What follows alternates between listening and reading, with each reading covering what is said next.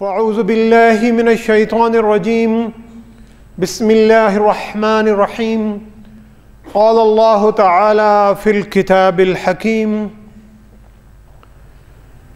واقصد فی مشیک واغضض من صوتک ان انکر الاصوات لصوت الحمیر۔ سامعین گرامی، قرآن حکیم کے 21ویں پارے کی مشہور سورت سورہ لقمان میں اللہ تعالیٰ نے لقمان حکیم، جو کہ ایک بہت ہی دانا اور حکمت والے اور ایک باعمل ایمان والے اللہ کے بندے تھے، ان کا ذکر کیا۔ اور لقمان حکیم کی اپنے نوجوان بیٹے کو جو نصیحتیں تھیں ان کا ذکر کیا، اور ان نصیحتوں کو ہمارے لیے بھی، بڑوں کے لیے بھی اور بچوں کے لیے بھی اور بزرگوں کے لیے بھی اور جوانوں کے لیے بھی قیامت تک کے لیے ایک بہت ہی کارآمد نصیحت بنا کر پیش کیا۔ اس کی آیت نمبر 19 میں لقمان حکیم اپنے بیٹے سے کہہ رہے ہیں واقصد فی مشیک واغضض من صوتک، اپنی چال میں میانہ روی رکھو اور اپنی آواز آہستہ رکھو۔ ان انکر الاصوات لصوت الحمیر، بری آوازوں میں سے بے شک جو سب سے بری آواز ہے وہ گدھے کی آواز ہے۔ قرآن حکیم کے ایک ایک لفظ میں بہت بڑی بڑی رب العالمین نے حکمت سمودی ہے، اور آج کا یہ خطبہ صرف 2 لفظوں پر مشتمل ہے، اور جو پہلے 2 لفظ اس آیت نمبر 19 کے ہیں، واقصد فی مشیک۔ اس کا عام ترجمہ یہ ہے کہ اپنی چال میں میانہ روی اختیار کرو، نہ تو بہت ہی تیز چلو نہ ہی بہت آہستہ اور کمزوری سے چلو، یعنی جو بھی کام کرو میانہ روی سے کرو گے۔ بہت تیز چلو گے تو تم گر پڑو گے، بہت آہستہ چلو گے تو منزل تک شاید پہنچ ہی نہیں سکو گے، یا پہنچو گے تو بہت سارا وقت جو ہے وہ گزر چکا ہوگا۔ اس میں عاجزی اور انکساری کا پہلو بھی ہے، اور اس میں خود اعتمادی کا پہلو بھی ہے۔ عاجزی اور انکساری ہو، لیکن ایسی بھی نہ ہو کہ دوسرے جو ہیں وہ تمہیں روند کر آگے نکل جائیں، تمہارے حق کو پامال کر کے آگے نکل جائیں، اور غرور اور تکبر بھی نہ ہو۔ آج کل کے دور میں بچوں کو ایک پڑھایا جاتا ہے کہ تم میں خود اعتمادی ہونی چاہیے، جسے سیلف کانفیڈنس کہتے ہیں، یعنی ہر بندے کو جو اللہ نے اسے صلاحیتیں دی ہیں، ان دی ہوئی صلاحیتوں پر اسے پر اعتماد ہونا چاہیے۔ اور یہ جو خود اعتمادی ہے، یہ غرور اور تکبر ایک طرف اور عاجزی اور انکساری ایک طرف، اس کے کہیں درمیان میں ایک باریک سی ایک لائن ہوتی ہے، کیونکہ وہ لوگ جو زیادہ خود اعتماد ہو جاتے ہیں تو ان کا جو خود اعتمادی ہے وہ انہیں غرور اور تکبر کی طرف لے جاتی ہے، اور جو لوگ بہت ہی عجز اور انکساری میں آگے چلے جاتے ہیں تو پھر معاشرے میں یہ اندیشہ ہوتا ہے کہ دوسرے لوگ ان کے جو حقوق ہیں انہیں غصب کر لیں گے۔ بہت زیادہ آپ طاقتور بھی نہ دکھائی دیں اور بہت زیادہ آپ کمزور بھی نہ دکھائی دیں۔ سامعین گرامی، رب العالمین نے ہر انسان کو صلاحیتیں دی ہیں، اور ہر انسان کا رب العالمین کی ان دی ہوئی صلاحیتوں کو بڑھاتے رہنا اور اس میں اضافہ کرتے رہنا اور اس سے خود بھی فائدہ اٹھانا اور بنی نوع انسانیت کو بھی اس سے فائدہ دینا، یہ ہر انسان کے خصوصاً مسلمان کے فرائض میں شامل ہے۔ انبیاء علیہ السلام کا قرآن مجید میں بار بار ذکر آتا ہے۔ حضرت یوسف علیہ السلام پر ایک پوری صورت ہے۔ حضرت یوسف علیہ السلام کو اللہ تعالیٰ نے ایک خود اعتماد نوجوان بنا کر ان کی سیرت کا نقشہ ہمیں پیش کیا۔ وہ بڑی مصیبتوں سے نکل رہے ہوتے ہیں، جیل میں ہوتے ہیں، تکالیف برداشت کر رہے ہوتے ہیں، لیکن ان کی علم، ان کا حکمت اور ان کی جو خود اعتمادی ہے وہ ہر وقت ان کے ساتھ ہوتی ہے۔ تو بادشاہ وقت ایک خواب دیکھتا ہے، اور اس خواب میں وہ دیکھتا ہے کہ 7 موٹی گائیں ہیں اور 7 دبلی کمزور گائیں ہیں، اور جو 7 موٹی گائیں ہیں وہ 7 جو کمزور گائیں ہیں انہیں کھا رہی ہیں۔ اور پھر وہ خواب میں یہ بھی دیکھتا ہے کہ 7 اناج کے شگوفے ہیں جو ہرے بھرے ہیں، اور 7 اناج کے شگوفے ہیں جو خالی ہیں یا سوکھے ہوئے ہیں۔ تو بادشاہ کی جب آنکھ کھلتی ہے، وہ خواب دیکھ کر بڑا پریشان ہوتا ہے۔ وہ اپنے وزیروں کو بلاتا ہے اور ان سے کہتا ہے کہ تم مجھے اس خواب کی تعبیر بتاؤ۔ تو وہ وزیر اس خواب کی تعبیر نہیں بتا سکتے، انہیں کچھ سمجھ نہیں آتی۔ تو ان میں سے ایک شخص ایسا ہوتا ہے جو حضرت یوسف علیہ السلام کے ساتھ جیل میں رہا ہوتا ہے، اور اس بندے کو حضرت یوسف علیہ السلام کی حکمت اور دانائی کا بہت زیادہ علم ہوتا ہے، کیونکہ حضرت یوسف علیہ السلام جیل میں بھی لوگوں کو حکمت کی باتیں بتاتے ہیں اور اللہ کے راستے کی طرف بلاتے رہتے ہیں۔ تو وہ کہتا ہے کہ مجھے ایک شخص کا پتہ ہے جو جیل میں ہے اور اس خواب کی تعبیر بتا سکتا ہے، اور وہ پھر جیل میں حضرت یوسف علیہ السلام کے پاس جاتا ہے اور بادشاہ کا یہ خواب ان کے سامنے پیش کرتا ہے۔ یہ حضرت سورہ یوسف میں یہ پورا قصہ اللہ تعالیٰ نے بیان کیا۔ تو حضرت یوسف علیہ السلام اسے اس خواب کی تعبیر بتاتے ہیں، اور اس خواب کی تعبیر وہ ایک 15 سال کا ایک معاشی اور ایک ترقی کا پلان ہے جو حضرت یوسف علیہ السلام اسے بتاتے ہیں۔ اور حضرت یوسف علیہ السلام اسے کہتے ہیں کہ 7 سال جو آنے والے 7 سال ہیں وہ تمہارا خوشحالی کا دور ہوگا، بارشیں خوب ہوں گی، فصلیں خوب ہوں گی، اناج ہوگا، اور اگر تم یہی توقع رکھو گے کہ اس کے بعد کے آنے والے 7 سال بھی ایسے ہی ہیں تو تم بڑے نقصان اور گھاٹے میں رہو گے، کیونکہ یہ جب 7 سال گزر جائیں گے تو آنے والے جو 7 سال ہیں وہ قحط کے سال ہوں گے، کوئی بارشیں نہیں ہوں گی، تم پر اناج کی کمی ہوگی۔ تو تم پہلے جو 7 سال خوشحالی کا دور ہے اس میں جو تمہارے پاس اناج اور فصل ہوگی، کچھ اناج تم خرچ کر لینا اور باقی اناج کو تم سٹور کر کے محفوظ رکھنا، تاکہ آنے والے 7 سال میں تمہیں تنگ دستی کا اور غربت کا اور قحط کا اور بھوک کا اور افلاس کا سامنا نہ کرنا پڑے۔ اور پھر جو اس کے بعد جو 1 سال آئے گا وہ اس سال میں خوب بارشیں ہوں گی اور اللہ تعالیٰ تم پر رحمتیں اور برکتوں کے جو دروازے ہیں وہ کھول دے گا۔ تو یوسف علیہ السلام بادشاہ کے دربار میں انہیں لایا جاتا ہے اور وہ بادشاہ کو یہ پلان پیش کرتے ہیں، اور پھر اس کے بعد وہ خود اعتمادی کے ساتھ بادشاہ کو کہتے ہیں کہ قال اجعلنی علی خزائن الارض انی حفیظ علیم، کہ جناب آپ مجھے خزائن الارض یعنی آپ کے جتنے بھی خزانے ہیں زمین کے، ان خزانوں پر نگران بنا دیجئے۔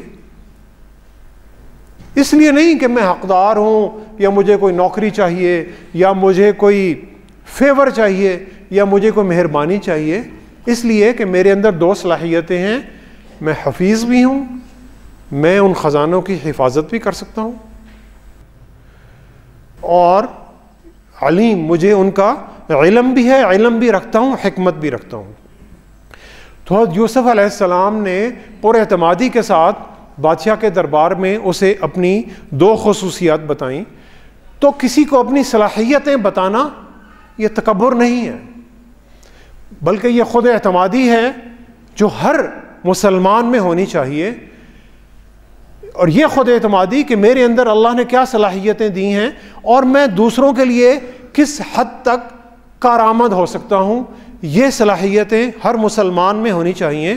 اور یہ توازن ہے بہت کمزور اور محتاج ہونے میں، کسی کے آگے ہاتھ پھیلانے میں، اور ایک متکبر اور ایک گھمنڈ والے شخص میں. اور یہ توازن ہے جو ایک بندہ مومن کی شخصیت کا خاصہ ہونا چاہیے. وقصد فی مشیک، اس کا جو دوسرا ایک ترجمہ اور ایک بڑا ہی جامع ترجمہ جو کہ مفسرین نے کیا، وہ کیا ہے؟ وقصد، قصد، ارادہ، مقصد، انگریزی میں اسے گول کہتے ہیں. یعنی آپ کا جب آپ کوئی کام کرنے جا رہے ہیں تو آپ کا کوئی مقصد ہونا چاہیے، آپ کا کوئی ارادہ ہونا چاہیے. اور مشیک چال ہے، یعنی ارادہ، مقصد، نیت، گول، اور چال یعنی آپ نے قدم بڑھانے ہیں، آپ نے آگے کی طرف چلنا ہے.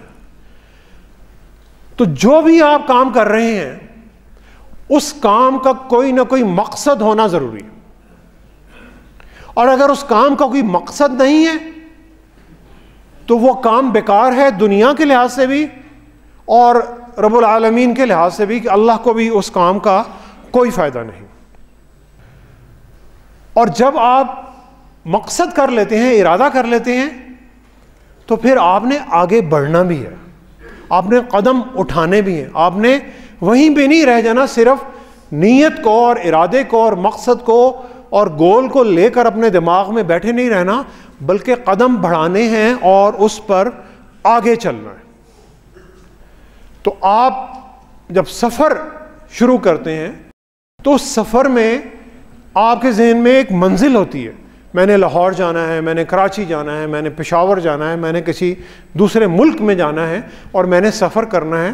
اور میں نے پھر اس سفر میں یہ خاص ذرائع ہیں، بس میں، ٹرین میں، جہاز میں، اس چیز میں میں نے سفر کرنا ہے، اور اتنے وقت میں میں نے منزل مقصود تک پہنچنا ہے. آپ کے ذہن میں ایک پلان ہے. پھر اس کے بعد آپ اس سفر میں قدم اٹھانا شروع کرتے ہیں اور آگے بڑھتے ہیں. تو پھر یہ کہا جا سکتا ہے کہ آپ ترقی کر رہے ہیں. اور آپ اگر کسی دائرے میں گھوم رہے ہیں جہاں سے چلے تھے تو وہیں پہ سفر طے کیا، مشیک چال تو آپ نے چلی، مقصد نہیں تھا، قصد نہیں تھا، واپس ادھر ہی آ گئے، تو آپ نے کوئی ترقی کا مرحلہ طے نہیں کیا، آپ وہیں دائروں میں گھوم رہے ہیں. اور ہمارے وطن عزیز میں اکثر ہم یہ دیکھتے ہیں کہ ہم لوگ حرکت، تیز رفتاری، ٹریفک، بڑی تیزی سے گاڑی چلاتے ہیں، لیکن پھر کہیں پہنچتے ہیں تو پھر آرام سے بیٹھتے ہیں، اور وقت جو ہے اللہ تعالیٰ کی دی ہوئی سب سے بڑی نعمت، اسے بے دریغ طریقے سے اسے ضائع کرتے ہیں. تو منیر نیازی نے کہا تھا کہ منیر اس ملک پہ آسیب کا سایہ ہے یا کیا ہے؟ منیر اس ملک پہ آسیب کا سایہ ہے یا کیا ہے کہ حرکت تیز تر ہے اور رفتار آہستہ آہستہ. یعنی حرکتیں ہماری بہت تیز ہوتی ہیں، رفتار بھی تیز ہوتی ہے، لیکن سفر طے نہیں کر رہے، اور اکثر ہمیں لگتا ہے کہ ہم دائروں میں ہی گھوم رہے ہیں. اور سورہ لقمان کی یہ جو آیت وقصد فی مشیک، اس سے جو پچھلی آیت تھی، اس آیت میں لقمان اپنے بیٹے کو جو نصیحت کر کے کہہ رہے ہیں، وہ کہتے ہیں وَلَا تَمْشِ فِي الْأَرْضِ مَرَحًا، اور زمین پر اکڑ کر مت چلو. اس کا بھی عام فہم ترجمہ مرحا کا یہی ہے کہ اکڑ کر مت چلو. اور مرحا کا ایک جو دوسرا مطلب ہے وہ یہ ہے کہ ایسے ہی ادھر ادھر مت گھومو، یعنی بغیر کسی مقصد کے ادھر ادھر زمین میں مت گھومو. ان اللہ لا يحب کل مختال فخور، بے شک اللہ تعالیٰ کسی بھی فخر اور گھمنڈ کرنے والے شخص سے محبت نہیں فرماتے. فخور فخار سے نکلا ہے. فخار کا مطلب ہے خالی، یعنی کوئی درخت کا تنا دیکھنے میں بڑا خوبصورت ہے، اندر سے کھوکھلا ہے. اور ہمارے معاشرے میں اس چیز کی بہت بڑی بہتات اور کثرت ہے کہ ہم لوگ باتیں تو بڑی کرتے ہیں، دکھنے میں تو بڑے خوبصورت نظر آتے ہیں لیکن اندر سے کھوکھلے ہیں. کیوں؟ کہ ہمارے اعمال اور ہمارے جو اقوال ہیں ان میں زمین اور آسمان کا فرق ہوتا ہے.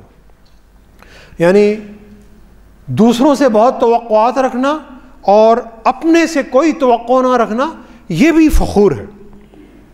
اور مرحا ادھر ادھر بے مقصد گھومنا، وقت ضائع کرنا، فون پہ گپیں لگانا، سوشل میڈیا پہ بیٹھنا اور وقت کا بے دریغ اس وقت کو ضائع کرنا، دوسروں کی فکر کرنا اور اپنی فکر نہ کرنا.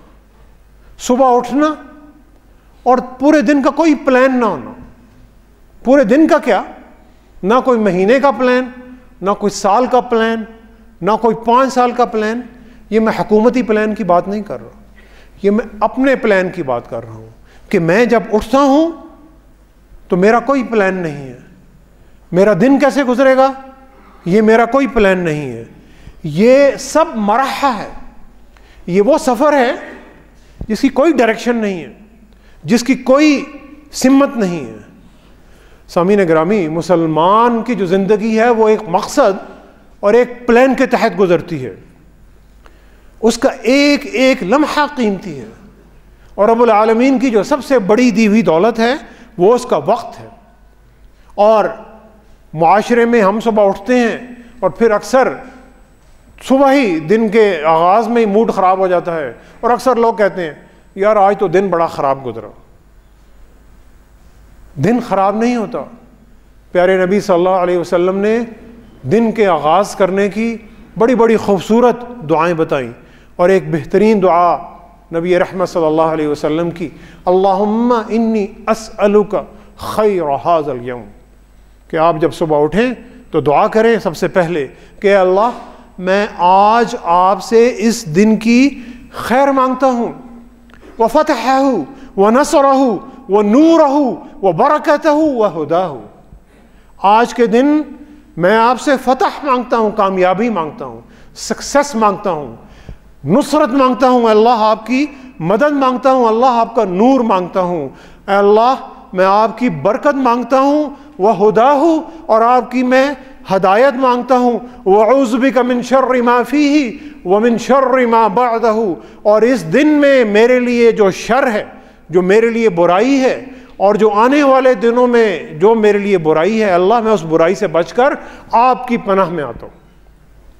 یہ دعا جو کتنے ہی خوبصورت اور مثبت انداز میں بندہ مومن کو دن کا آغاز کرنا سکھاتی ہے، ایک مثبت ترین انداز میں، کہ بندہ مومن ہر دن جب وہ آغاز کرتا ہے وہ فتح اور نصرت اور نور اور برکت اور اللہ کی ہدایت کے لیے کام کرتا ہے.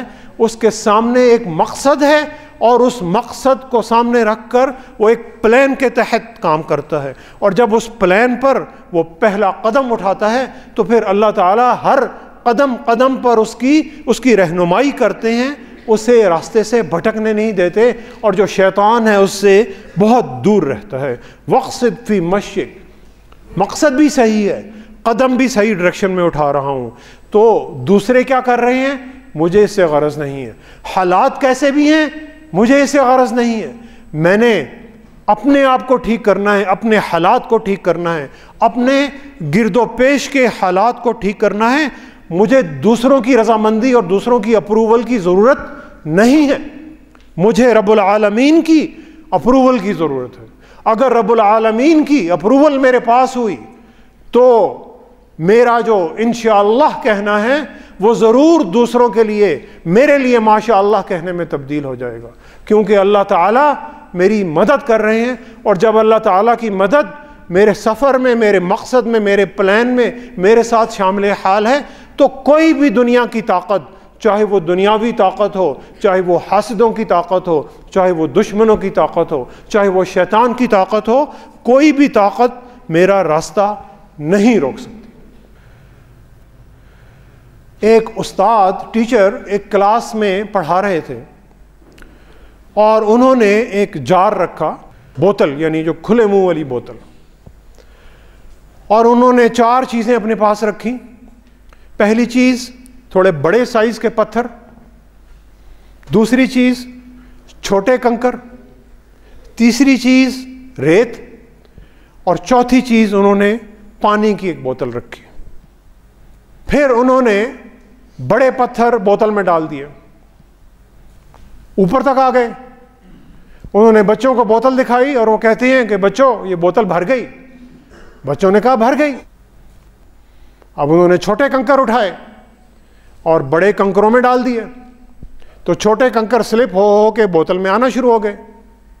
جب چھوٹے کنکروں نے جو باقی جگہ بچ رہی تھی وہ فل ہو گئی، انہوں نے بچوں کو دوبارہ پوچھا کہ بچوں یہ بوتل بھر گئی؟ بچوں نے کہا جی بھر گئی۔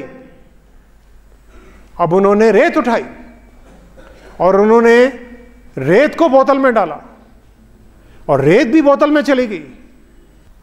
پھر انہوں نے ریت سے بھری ہوئی ریت، بڑے پتھر، چھوٹے کنکر والی بوتل بچوں کو دکھائی کہ بچوں یہ بوتل بھر گئی؟ بچوں نے کہا بھر گئی۔ پھر استاد نے پانی کی بوتل اٹھائی اور پھر پانی ڈالا، پانی بھی اس بوتل میں چلا گیا۔ تو انہوں نے پھر پوچھا بچوں اب یہ بوتل بھر گئی؟ بچے بڑے حیران تھے کہ ماسٹر صاحب ہر دفعہ سوال پوچھتے ہیں، ہر دفعہ ہم کہتے ہیں بھر گئی، بوتل تو خالی ہوتی ہے۔ اب جب پانی بھی چلا گیا تو بچوں نے کہا جی بالکل بوتل بھر گئی۔ سامعین گرامی، مسلمان کی زندگی اسی بوتل کی طرح ہے۔ بڑے جو پتھر ہیں زندگی میں وہ کیا ہیں؟ وہ اللہ کی رضامندی اور اللہ کی خوشی اور اللہ کا دیا ہوا وقت اور اللہ کی دی ہوئی صحت اور اللہ کی دی ہوئی نعمتیں ہیں۔ چھوٹے پتھر، کنکر، وہ صلاحیتیں ہیں جو اللہ نے ہمیں دیا اور جن صلاحیتوں سے ہم علم اور ہنر حاصل کرتے ہیں اور دنیا میں اپنے لیے بھی کارآمد بنتے ہیں اور دوسروں کے لیے بھی کارآمد بنتے ہیں۔ یہ چھوٹے کنکر ہیں۔ ریت کیا ہے؟ مال ہے، دولت ہے، نوکری ہے، کاروبار ہے، عزت ہے، شہرت ہے، اولاد ہے، خاندان ہے، طاقت ہے، جاہ و جلال ہے۔ یہ ریت ہے جو کہ ہماری زندگی کی بوتل میں بھرتی ہے۔ اور پھر پانی جو اس بوتل میں ڈال رہا ہے وہ کیا ہے؟ وہ کھانا پینا، فراغت اور گھومنا پھرنا۔ لیکن اس کی جو ترتیب ہے وہ اسی طرح ہے: بڑے پتھر، چھوٹے کنکر، ریت اور پانی۔ اب ماسٹر صاحب نے بچوں کے سامنے بوتل رکھی اور بوتل میں پانی بھر دیا، اور بوتل میں جب پانی بھر دیا تو بوتل بھری ہوئی ہے۔ اب انہوں نے بچوں سے کہا کہ بچوں اب اس میں ریت ڈالتا ہوں۔ تو جب انہوں نے ریت ڈالی تو آدھا پانی باہر آ گیا، آدھا پانی ریت میں جذب ہو گیا اور بوتل بھر گئی۔ اور جب یہ بوتل بھر گئی اب انہوں نے کہا بچوں اس میں چھوٹے کنکر ڈالو۔ تو بچوں نے چھوٹے کنکر ڈالنے کی بڑی کوشش کی، لیکن بوتل میں ریت بھری ہوئی تھی، کنکر اس میں جا نہیں سکتے تھے، بوتل میں چھوٹے کنکروں کی گنجائش نہیں تھی۔ اب ماسٹر صاحب نے کہا کہ بچوں اس میں بڑے پتھر ڈالو۔ تو بچوں نے کہا کہ ماسٹر صاحب اس میں تو چھوٹے کنکر نہیں جا رہے، تو بڑے پتھر تو جا ہی نہیں سکتے۔ تو سامعین گرامی، یہ اللہ تعالیٰ نے ایک سسٹم بنایا انسان کو، جو صلاحیتیں دیں ان صلاحیتوں کو اسی ترتیب میں اگر ہم استعمال کریں گے تو ہم ایک خاص ڈائریکشن میں اور ایک مقصد کے ساتھ جا رہے ہیں۔ اگر ہم اس کی ترتیب کو ریورس کر دیں گے، دنیا کی ساری چیزیں پہلے ہی میرے دماغ میں آ گئیں، تو اللہ تعالیٰ پھر اس دنیا کو ہم سے بہت دور کر دیتے ہیں۔ لیکن اگر میرے دل اور دماغ میں ایمان کی طاقت ہے، اللہ کی محبت ہے، اللہ کی رضامندی اور اللہ کی خوشی کو میں اپنے ہر کام میں، ہر عمل میں اس کی میری ایک جھلک موجود ہے، اور پھر اس کے بعد میں اپنی صلاحیتوں میں اضافہ کرتا ہوں، میں اپنے ہنر میں اضافہ کرتا ہوں، اور پھر میں کوئی کارآمد کام کرتا ہوں، رزق حلال کماتا ہوں۔ سامعین گرامی، یہ وقصد فی مشیک، کہ میں ایک خاص نیک پاک ارادے کے ساتھ اور ایک خاص پلان کے ساتھ ایک خاص ڈائریکشن میں جا رہا ہوں۔ نبی رحمت صلی اللہ علیہ وسلم نے فرمایا کہ اللہ تعالیٰ نے زمین اور آسمان کی تخلیق سے 50,000 سال پہلے قلم کو تخلیق کیا، اور قلم کو حکم دیا کہ لکھو۔ قلم نے کہا کہ میں کیا لکھوں؟ اللہ نے کہا کہ قیامت تک جو بھی ہونے والا ہے اسے لکھو۔ قلم نے وہ پورا پلان زمین اور آسمان اور انسانوں کی تخلیق سے 50,000 سال پہلے یہ پلان لکھ کر اللہ نے قلم بند کر دیا۔ اللہ کو پلان بنانے کی کوئی ضرورت نہیں ہے۔ اللہ کے پاس تو لوح بھی ہے، اللہ کے پاس تو قلم بھی ہے، اللہ کے پاس تو ساری طاقت ہے۔ اس کے باوجود اللہ تعالیٰ ایک پلان کے ساتھ چل رہے ہیں۔ جتنے انبیاء علیہ السلام آئے وہ سارے ایک پلان کے ساتھ چلتے تھے۔ حضرت نوح علیہ السلام کا بھی ایک پلان تھا، وہ خشکی پر رہتے تھے، کوئی سمندر نہیں تھا، کوئی دریا نہیں تھا، وہ ایک کشتی بنا رہے تھے، اور ان کے قوم کے لوگ ان پر ہنستے تھے کہ یہ کشتی کیوں بنا رہے ہیں۔ حضرت موسیٰ علیہ السلام کا فرعون کے مقابلے میں جب اٹھے تو انہوں نے بھی ایک پلان بنایا۔ حضرت یوسف علیہ السلام کا بھی ایک پلان تھا۔ کعبۃ اللہ کی تعمیر حضرت ابراہیم علیہ السلام نے جب اپنے دست مبارک سے کی تو انہوں نے بھی ایک پلان بنایا۔ نبی رحمت صلی اللہ علیہ وسلم نے بھی پلان بنائے، ہجرت کا پلان بنایا۔ غزوہ بدر کا ایک پلان تھا، غزوہ احد کا ایک پلان تھا جس میں ناکامی ہوئی، نبی رحمت صلی اللہ علیہ وسلم کو اور صحابہ اکرام کی جماعت کو ناکامی ہوئی۔ اس کے بعد غزوہ خندق کا ایک پلان تھا، فتح مکہ کا ایک پلان تھا۔ یہ سارے پلان تھے اور پھر ان پلانوں پر عمل کیا گیا۔ صرف یہ پلان بنا کر کتابوں کی اور الماریوں کی زینت نہیں بنا دیے گئے، ان پر ایکشن کیا گیا۔ یہ تھا وقصد فی مشیک، مقصد کو سامنے رکھو اور پھر اس مقصد پر آگے بڑھتے رہنا۔ خالی آگے بڑھنے سے بھی کچھ نہیں ہوتا، خالی پلان رکھنے سے بھی کچھ نہیں ہوتا۔ پلان بنا کر اس پلان پر آگے بڑھنا، اس میں پھر اللہ تعالیٰ کی برکت بھی شامل حال ہوتی ہے۔ اور نبی رحمت صلی اللہ علیہ وسلم نے مسلمانوں کو بچپن سے لے کر جوانی اور بڑھاپے اور بزرگی ہر حال میں ایکشن اور نیکی کرنے کا حکم دیا۔ پیارے نبی صلی اللہ علیہ وسلم نے فرمایا کہ اگر قیامت بھی آ جائے اور تمہارے ہاتھ میں ایک پودا ہے اور تم میں اس پودے کو کاشت کرنے کی صلاحیت ہے تو تم اس پودے کو ضرور کاشت کرو۔ یعنی اگر تم پر قیامت کا وقت بھی آ جائے تو اس کے باوجود تم نیکی کا کام ضرور کرو اور اس نیکی کو ضرور پھیلاؤ۔ یہ وقصد فی مشیک کا سبق ہے۔ اقبال سہیل کے کلام کے ساتھ ہم اس گفتگو کا اختتام کرتے ہیں۔ دیوانوں کے جبہ و دامن کا اڑتا ہے فضا میں جو ٹکڑا، دیوانوں کے جبہ و دامن کا اڑتا ہے فضا میں جو ٹکڑا، ملت مستقبل کے حق میں اقبال کا پرچم ہوتا ہے۔ تا چند سہیل افسردہ غم کیا یاد نہیں تاریخ حرم، تا چند سہیل افسردہ غم کیا یاد نہیں تاریخ حرم، ایمان کے جہاں پڑتے ہیں قدم پیدا وہیں زمزم ہوتا ہے۔ جہاں پر ایمان کے قدم پڑتے ہیں، چاہے وہ کسی صحرا میں اور ریگستان میں کیوں نہ ہو، رب العالمین وہاں سے آب زمزم پیدا کرتے ہیں۔ اگر رب العالمین ایک ماں کی سعی پر صحرا میں اور ریگستان میں زمزم کا ایک چشمہ جو قیامت تک جاری رہے گا اس چشمے کو پیدا کر سکتے ہیں، تو ہماری زندگیوں میں جو چھوٹی چھوٹی مشکلات آتی ہیں ان کو کیوں دور نہیں کر سکتے؟ ان کو ضرور کر سکتے ہیں۔ ان کو دور کرنے کے لیے وقصد فی مشیک کی ضرورت ہے کہ ارادہ، نیت، گول، پلان بنانا اور پھر اس پلان پر عمل شروع کر دینا۔ اس میں اللہ تعالیٰ کی برکت بھی آتی ہے، اللہ تعالیٰ کی رحمت بھی آتی ہے، اللہ تعالیٰ کی طرف سے کامیابی بھی آتی ہے۔ سامعین گرامی، دعا کریں کہ اللہ تعالیٰ ہمیں نیک مقصدوں کی طرف چلنے کی توفیق عطا فرمائے، اور اللہ تعالیٰ ہمیں با مقصد زندگی گزارنے اور ان مقصدوں کو اپنی عملی زندگی کا حصہ بنانے کی توفیق عطا فرمائے۔ وما علینا الا البلاغ المبین۔